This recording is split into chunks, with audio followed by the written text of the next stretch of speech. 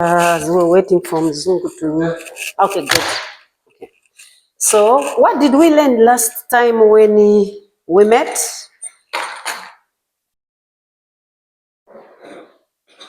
What did we learn? We stopped at disadvantages of backflash accounting. Okay, we stopped at disadvantages of backflash accounting. Maybe before we go to where we stopped, what did we say that backflash is? Backflash accounting? Sorry, backflash accounting?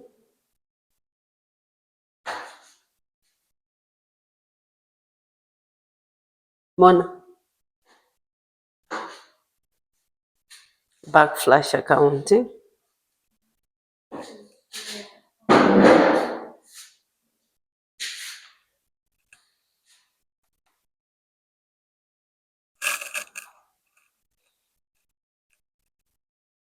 Backflash accounting? Very concerned with the phone. Sorry. Backflash accounting, that's where we stopped. What did we say backflash accounting is?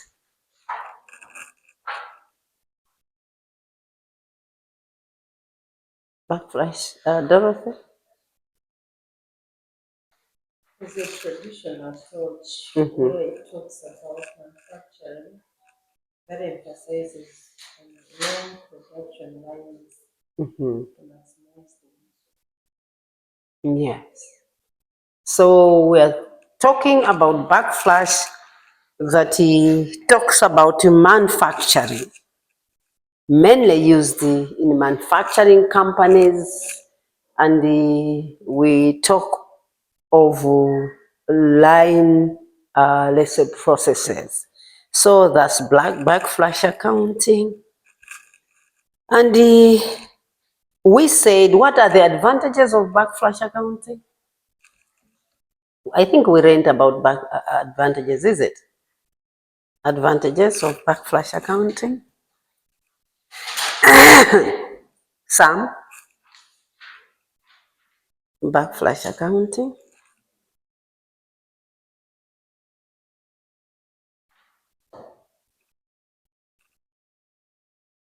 Increases efficiency and reduces It increases what? efficiency, Efficiency and reduces manufacturing costs. So, as accountants or as the managers in connection of decision and performance, we should know the accounting system so that we should go and use if we are attached to a manufacturing company. The other advantage we said,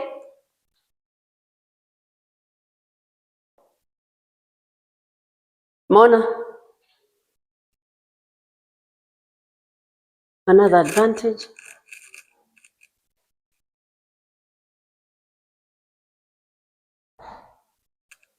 Another advantage. Some.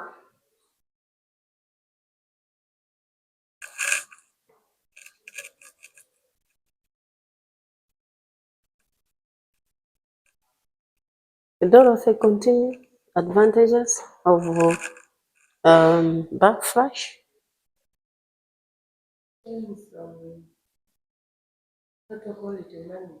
Where reduces and wastage.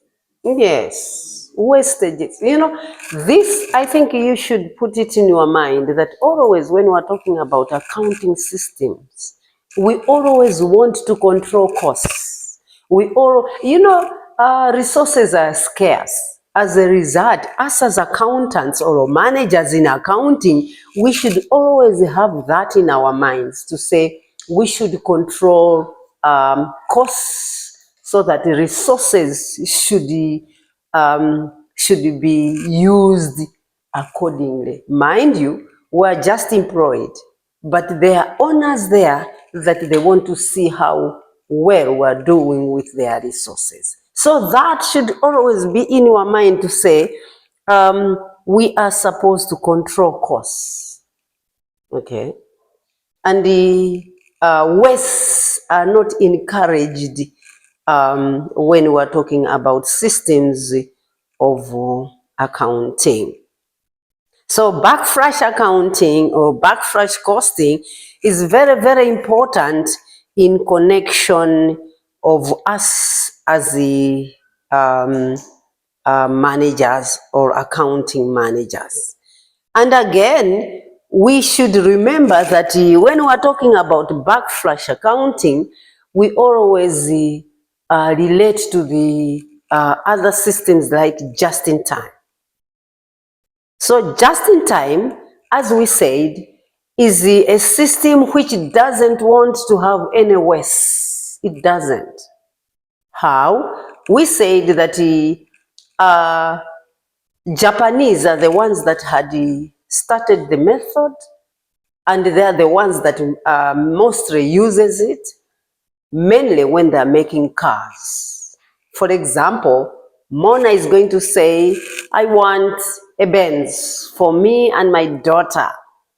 It means they're going to have, let's say, material in connection of those two cars. No waste there. So just in time is always connected with the backflash accounting, and therefore we should always think about a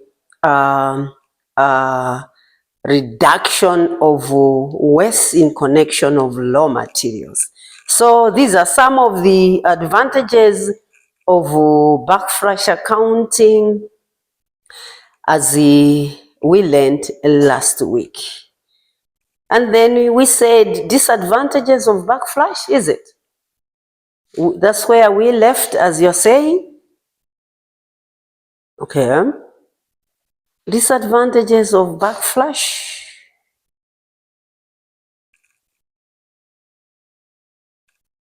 What do you think can be the disadvantages of backflash in connection of what we learned last time, and then what you think can be the disadvantages of backflash accounting?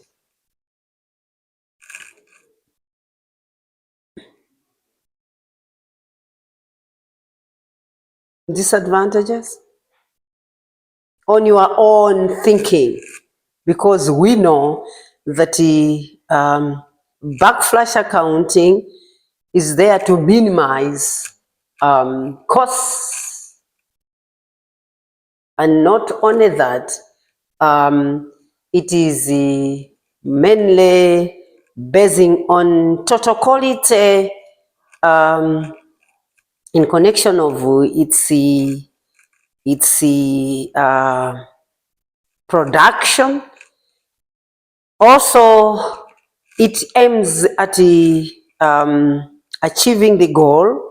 So what can be the disadvantages of backflash accounting? Disadvantages.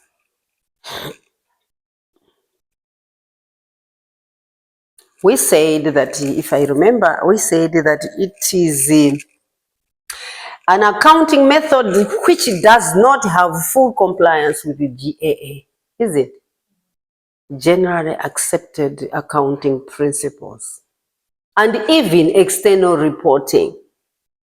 If we're talking about external reporting, we're talking about the international financial reporting standards followed. So there's no way of that. So disadvantages of backflash accounting is that no compliance of GAA.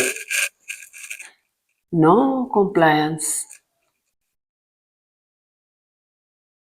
with the generally accepted accounting principles. It doesn't use that. Also, it does not use external reporting. External reporting. Mind you, when we are talking about External reporting, we're talking about the same financial statements that we compile. It doesn't only is being used in our offices, but also extends to outside. So they are saying that it is not also good, or it does not have a compliance of external reporting. The third one, we can say backflash accounting is not able to answer the question of auditors. No need of using backflash accounting and then you say auditors are going to audit. No. So, no use of auditors. It means these are only for internal use only. Because when we're talking about accounting, you cannot exclude auditors. There's no way, because they're supposed to come and see what you are doing. So if no use of auditors, it means it's just for your internal consumption, not external. So that's what they are saying. The other disadvantage is the use of resources at every stage of the production process is not specified. So it's difficult to specify the specification of costs at every stage. Every stage. It's difficult. You cannot, because sometimes you can think that maybe we should calculate this, but as we have already heard about the backflash accounting, it is very difficult for use of resources at every stage to be specified. As we have already said again, this is another disadvantage. Backflash accounting is appropriate for JIT production system with a minimum direct material, as we have already heard.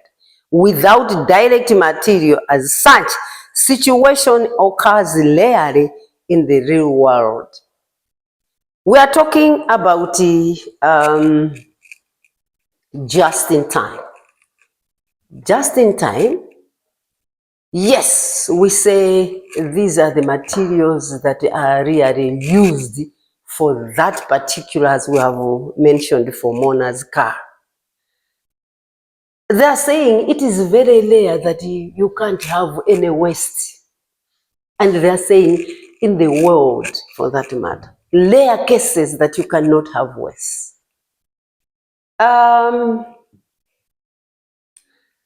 This mainly happens when we are saying, if we can compare to JIT, the other method that, or the other thing that we can compare with is let's say, wedding cakes. Wedding cakes, it means the one that is going to, let's say, prepare the wedding cake for that particular is going to buy flour according to that. But it is very difficult that everything can go.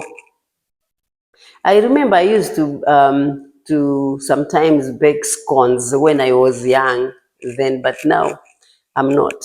I'm not a fan of that, but my daughter. What happens is that you say, I'm going to use this what? Flour. Okay, so scones mostly you put, let's say, flour outside.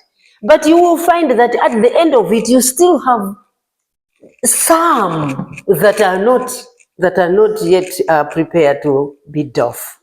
So those are some of the things that the writer is saying, that there are rare cases or rare situations to occur in the world just to use everything that you have bought. So rare cases, rare cases, any use of every inventory.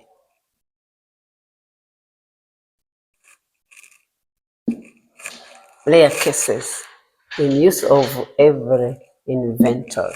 So we are talking about as backflash is using just in time. So these are some of the disadvantages that we should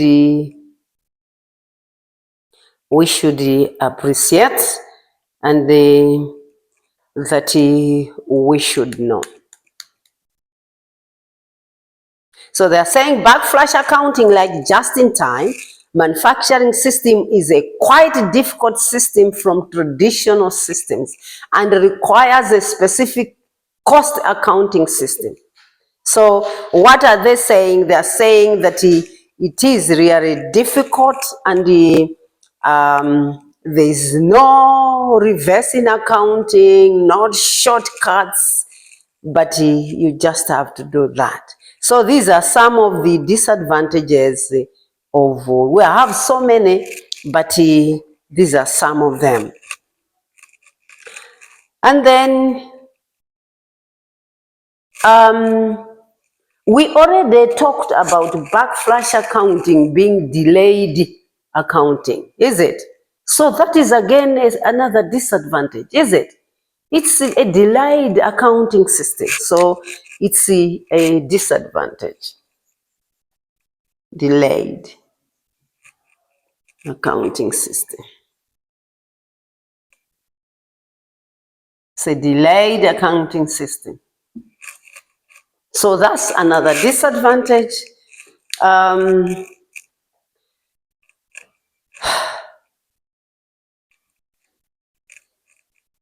So these are some of the disadvantages that we have in connection of backflash accounting. Any questions? Because we learned last time. I want to go to the other one. Maybe we should just debate on the external reporting. External reporting, as it's not a compliance to external reporting. How can you explain it when we're talking about it being a disadvantage of backflash accounting? External reporting.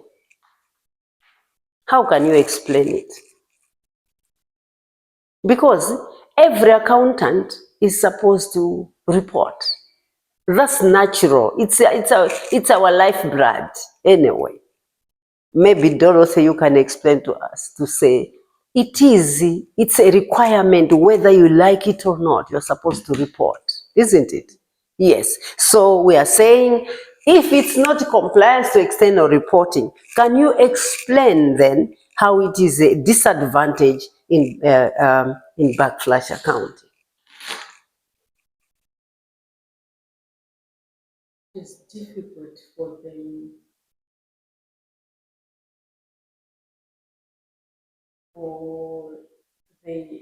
for example, the general public to appreciate what the company is doing, and also legally it is supposed to be. Yes, exactly. Audited. Yes, yes. So if it can't be compliant to GAAP and external reporting, then it's hard. It is hard to use as accountants.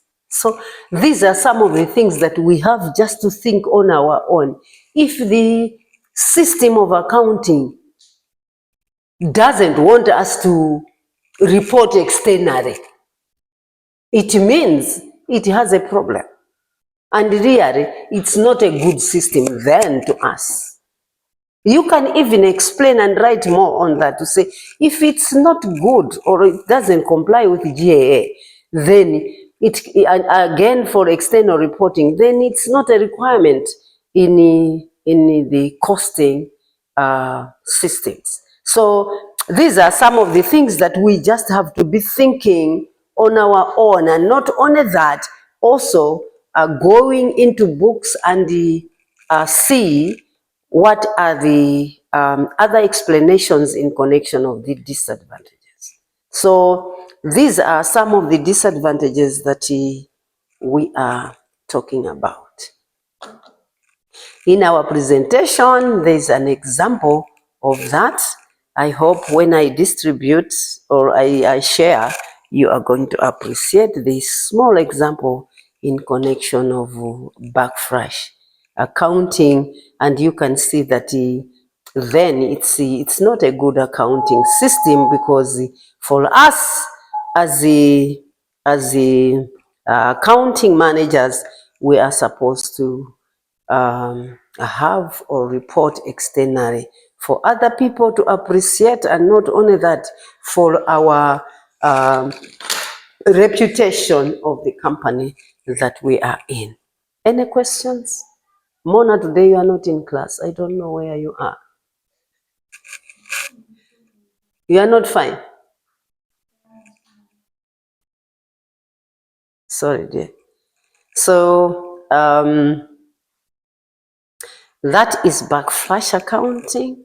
Then we go to the next topic that is prepared for today. I thought we did and finished that one.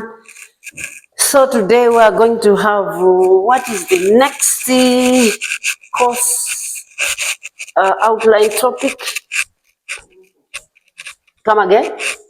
Throughput accounting.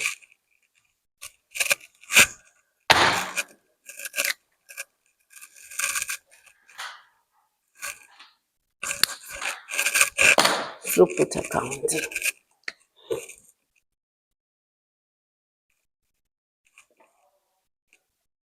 Throughput accounting.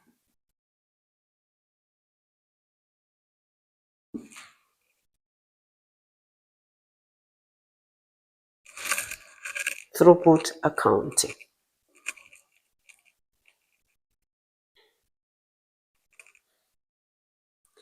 Other accounting methods maybe show that this is the meaning of what we want to see.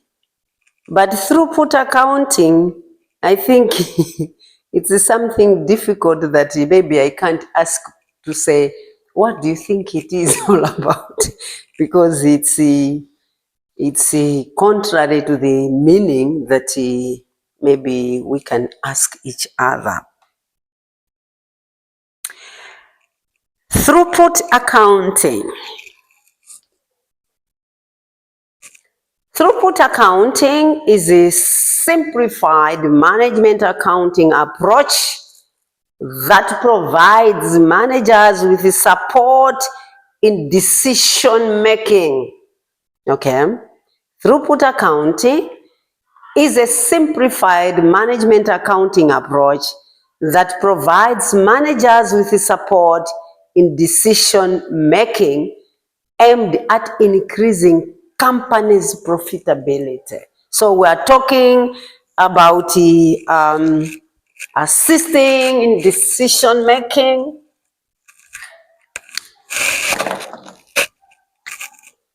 assisting in decision making, as our subject is all about, and it is a simplified management accounting approach. So, again, it is aimed at increasing a company's profitability, aimed at increasing companies' profitability. They're saying it's a simplified management approach used by managers in decision making aimed at increasing companies' profitability.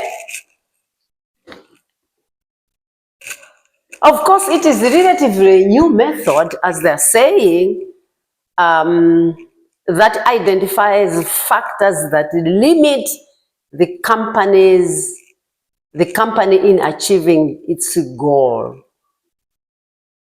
Identifies factors that limit, identifies identifies limits in companies achieving its goal.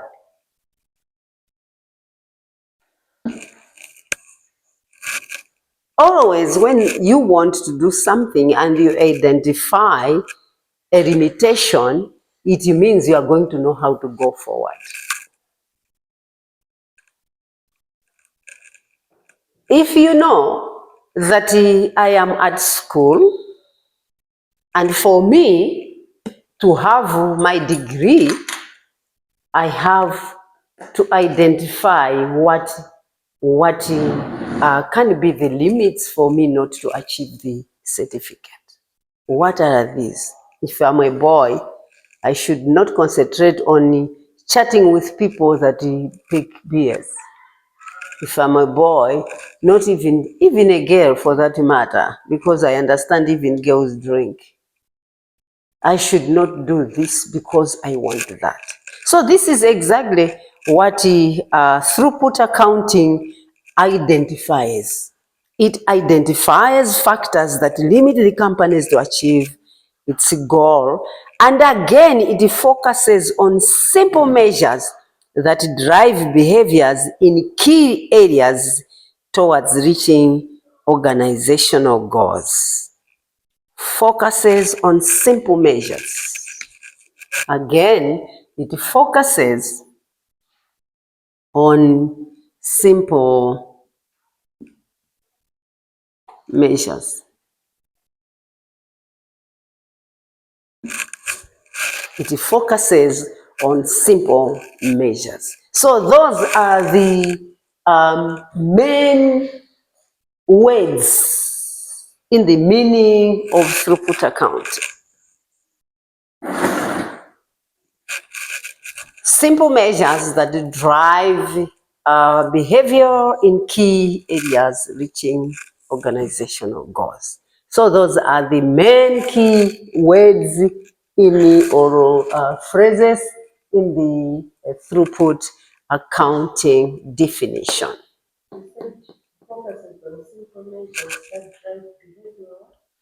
That drive behavior in key areas towards reaching organizational goals. Focuses on simple measures that drive behavior in key areas towards reaching organizational goals.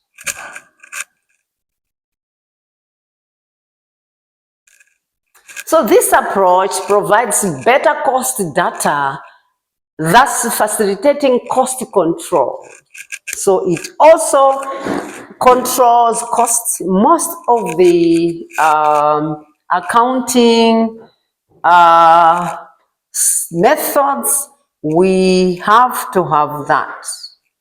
You have to control costs because, as we always say, that resources are scarce. There's no way we can just be using resources carelessly without controlling the costs of what we are doing. So throughput accounting is characterized by a simplified approach which any profit-focused accounting department will welcome. And this has been written by Northrop 2004 according to what he is saying in connection of throughput accounting.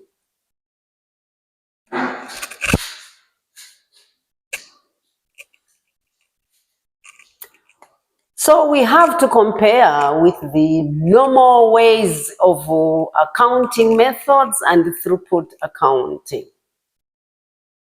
We have to see the differences between conventional method and throughput accounting for us to appreciate the throughput accounting method.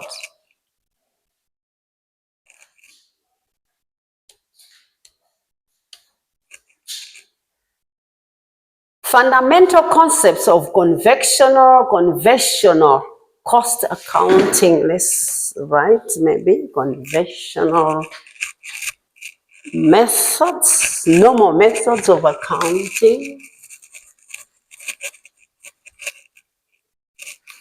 We just have to look into the two methods. Conventional method and throughput accounting.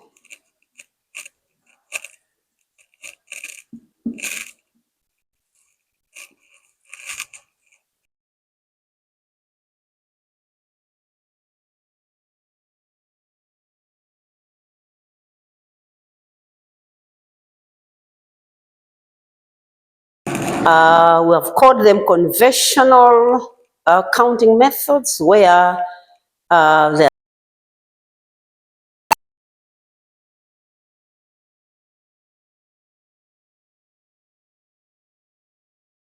put accounting.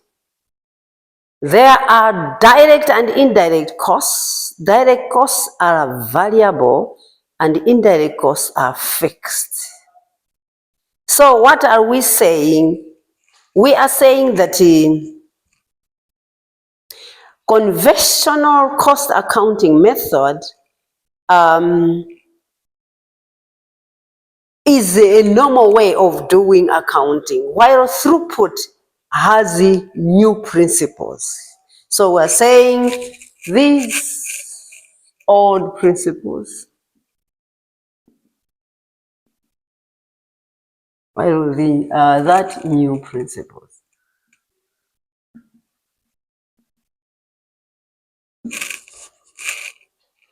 And then we are talking about there are direct and indirect costs. The direct costs are variable and the indirect costs are fixed. So indirect and direct cost is no longer useful in connection of conventional accounting.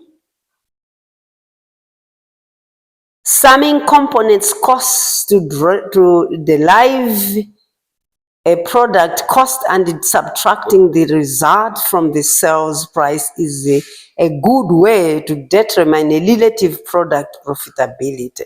So what are they saying? They're saying that when we are talking about conventional, we just add the variable and the fixed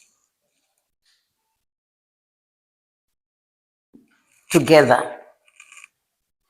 Maybe I should take you back. Variable costs, we remember those that change based on a level of activity. For example, fuel, if I'm going to Lilongwe, to Mponera is not the same as going to Blantyre. Those are variable items and their costs. So we are saying these are put together. They are not separated if we are talking about a normal way of accounting method. Fixed, we already know that there are other that are constant, like a salary. Of course, it can be different afterwards. So what they are saying is that when we are talking about the conventional way, that's a normal way, we just do that. While when we are talking about throughput accounting, these are separated.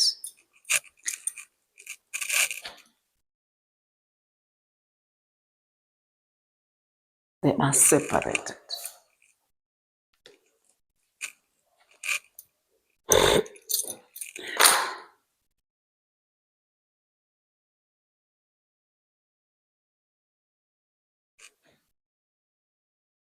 Inventory is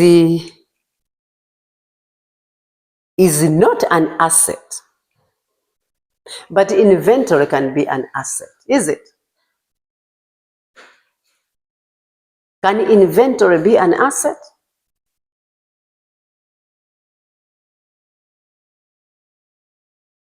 Can inventory be an asset?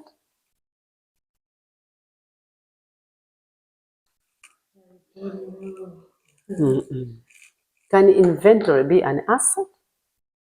It is an asset, but it's current.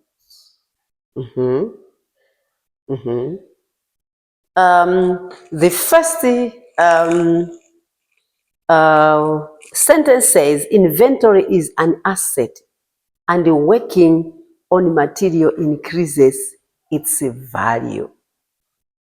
Okay, so it is an asset, but when you have increased its value.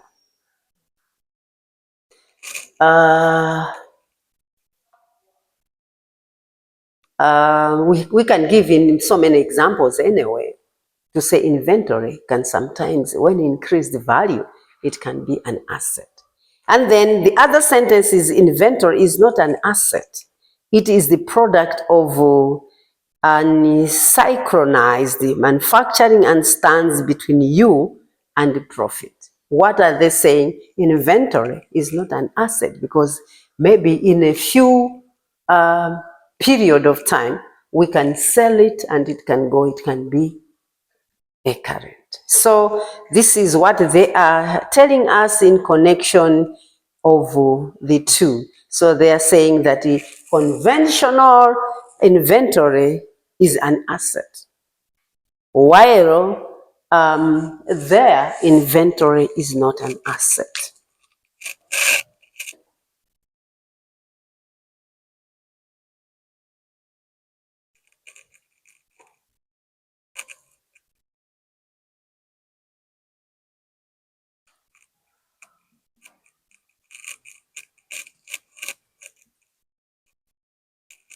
So this is what they want us to understand about the two.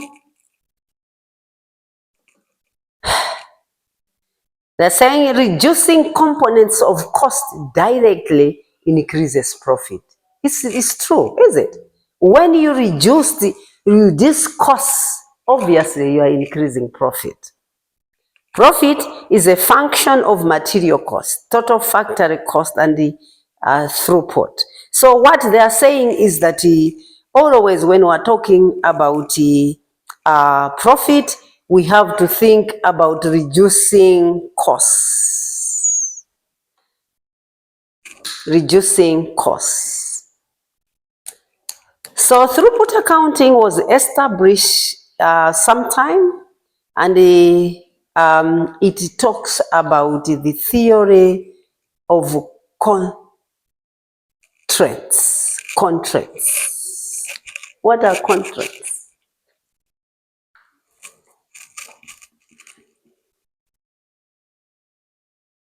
This is theory of strengths. Constraints. This is an R. Constraints. What are constraints?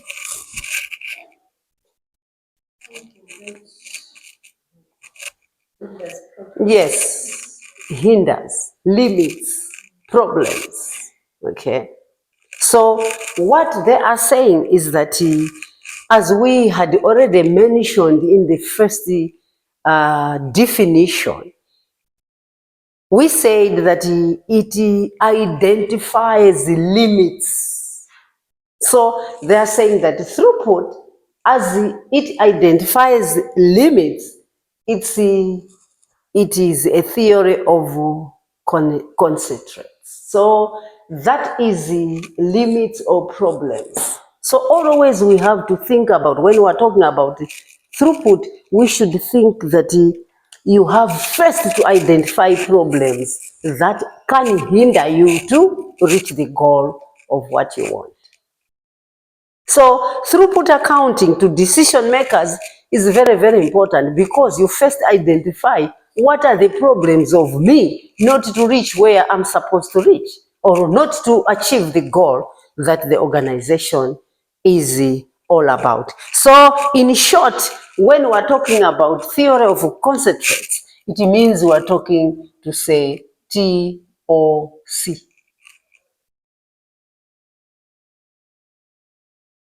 TOC in short. Okay, so if you see in the book TOC, don't get surprised. It's all about limits or problems that can be there that is identified when we're talking about throughput accounting.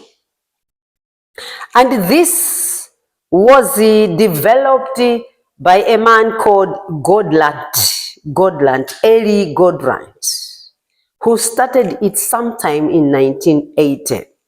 So this is what he thought of us as managers to know first, before we go ahead, that we should know or identify or analyze the problems before we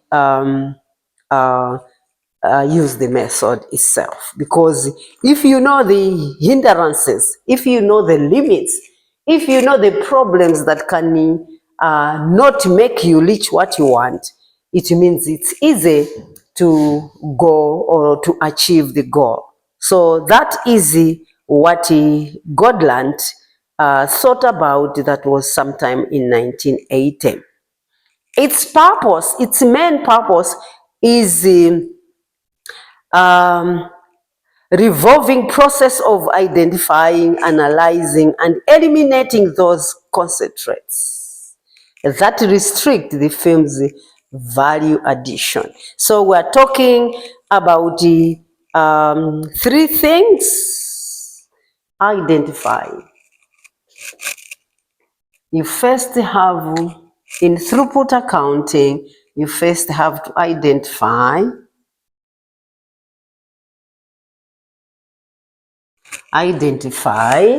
analyze, then eliminate.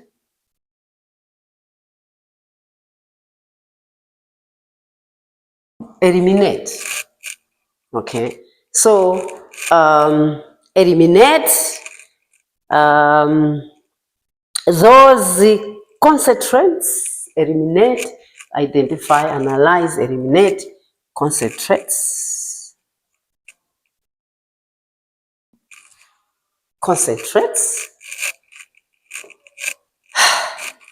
That restrict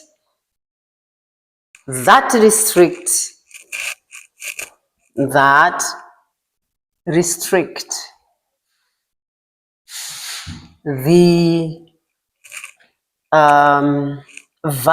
firm's value addition.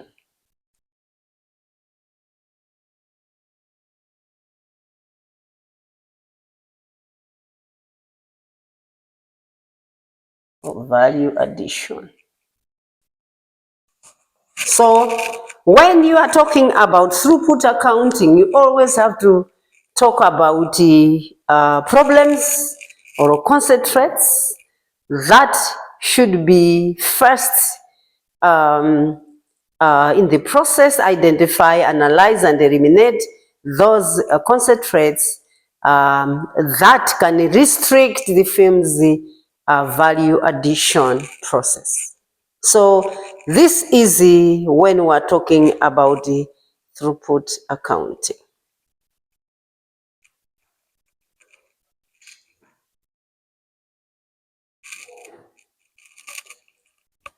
Although concentrates-oriented perception of management processes cannot solve every decision problem, it offers a fresh look towards gaining higher profits.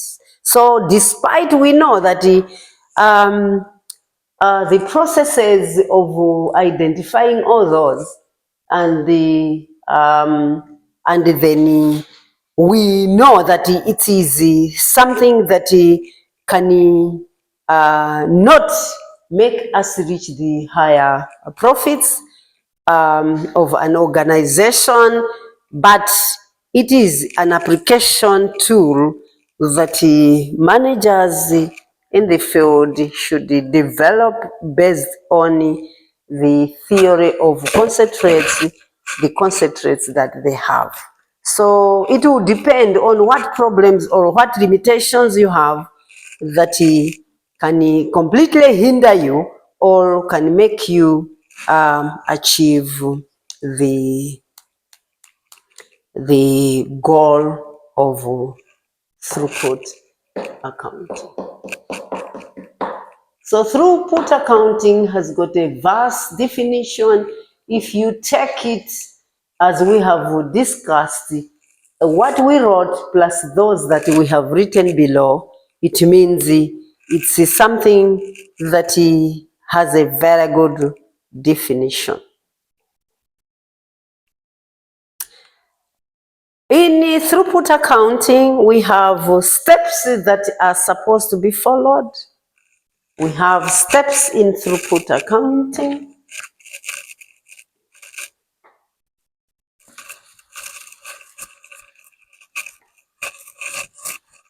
Steps to be followed when doing throughput accounting.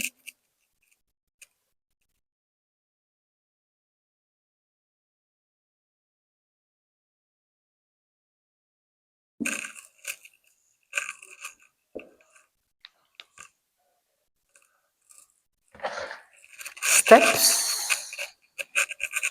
As we have said about throughput accounting, where you are supposed to identify, you are supposed to analyze, and again eliminate the concentrates. What can be the steps that can be followed? Because with the last explanation, I think we can know what are the steps of throughput accounting.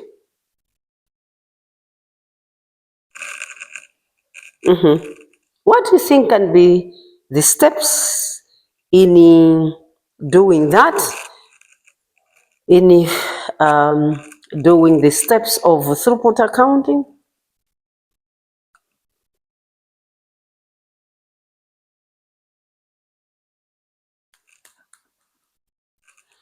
God Grant thought of this theory of concentrates, which is applied in organizations, and that follows the 5 focusing steps,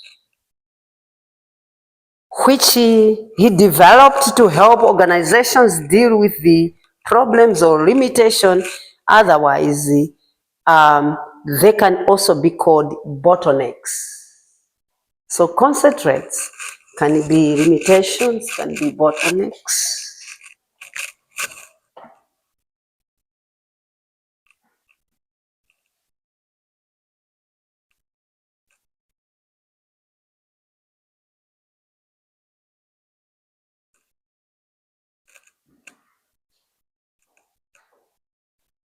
So we can talk about all those that when we are doing throughput accounting method.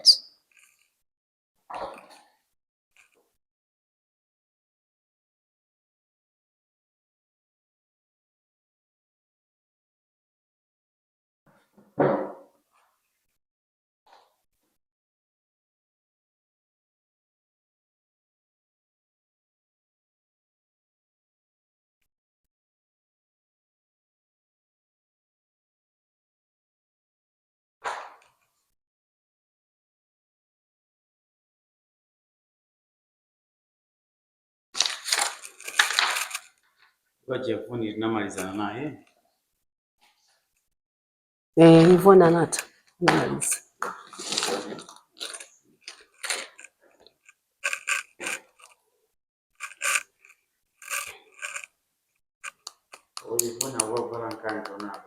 Ikozani. So we have steps that are supposed to be followed when we're talking about a throughput accounting. Identify the first step, identify the system's bottlenecks. Identify the problems that can hinder you to achieve what you want. So the first step is the step 1. Step 1, identify the bottlenecks. Identify the system's bottlenecks.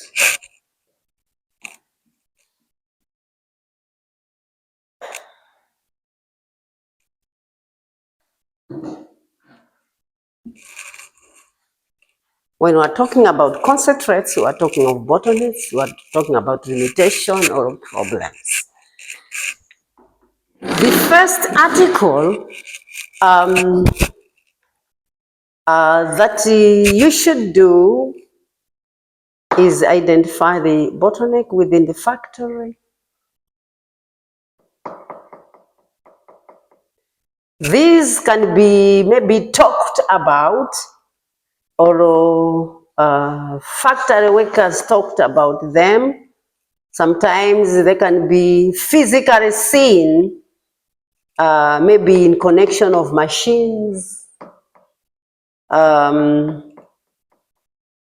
Sometimes it can involve inventory. So identify the system's bottlenecks basing on what you want to do. That's the first step that you should do. In this step, managers use cost accounting to help them make decisions to reduce companies' costs and improve profitability.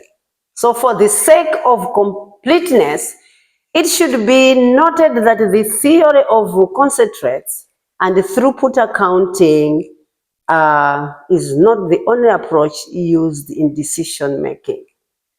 Other methods that can assist in throughput accounting are standard costs accounting. Standard cost accounting also can assist in the throughput accounting when we're identifying the problems. Standard cost accounting.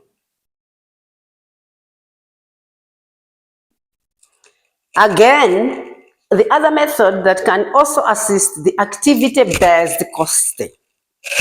Activity-based costing. This is ABC.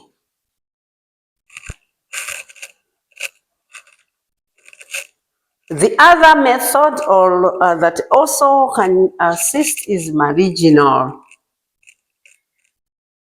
costing.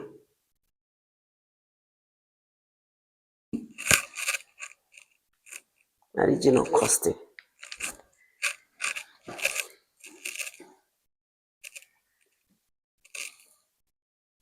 So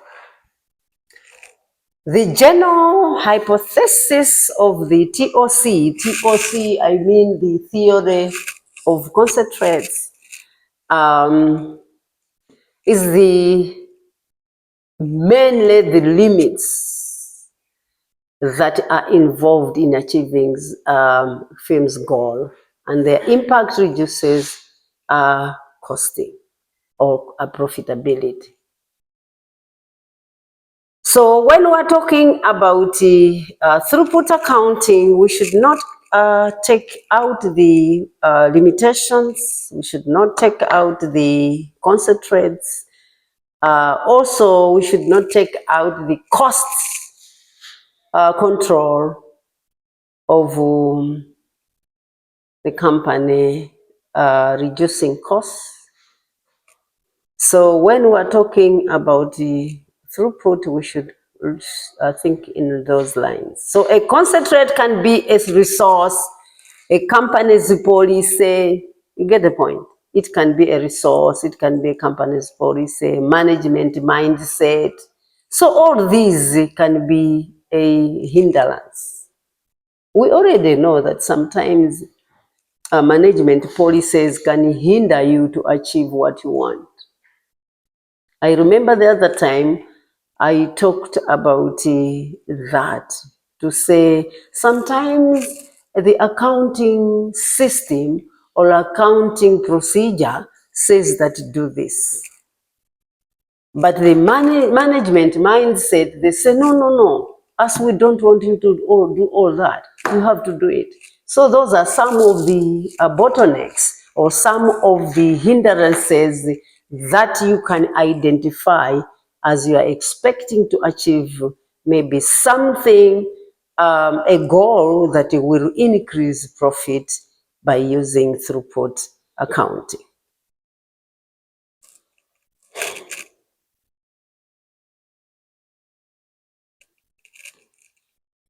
So the broad concept on that is the grants ideas of the theory of concentrates that indicates a criticism of traditional accounting measures.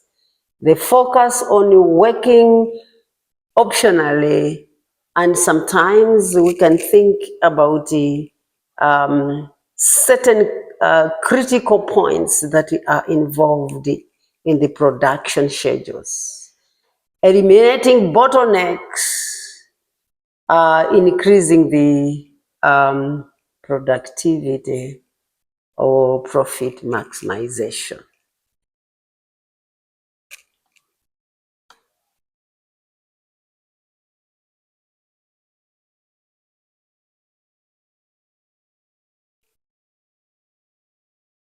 Also, you have to decide how to maximize the output of the problems that you are identifying. Prepare to subordinate all other activities to the decision, and then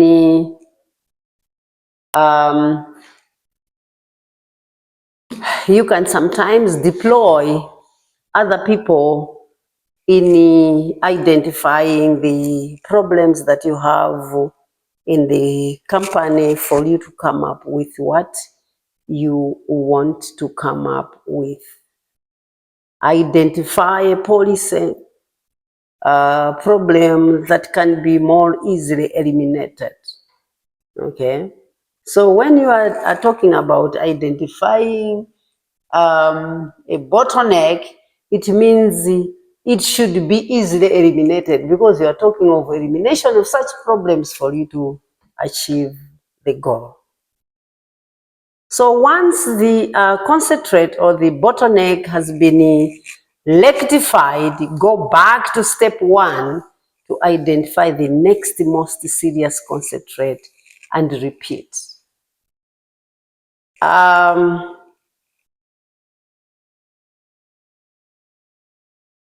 Sometimes when you are identifying a problem, you are supposed to go back and see whether it is possible when you are maybe going to the second step.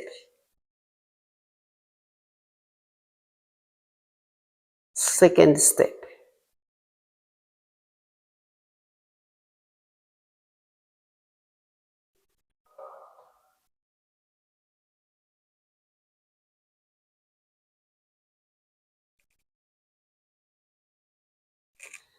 So that's the first identification, and then second, we want to go to the second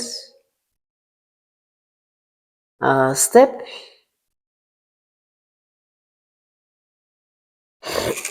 What do you think can be, after identifying the first step, what should you do when you are talking about the throughput? What next?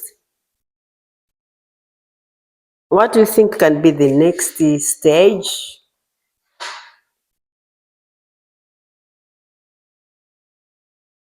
Sam?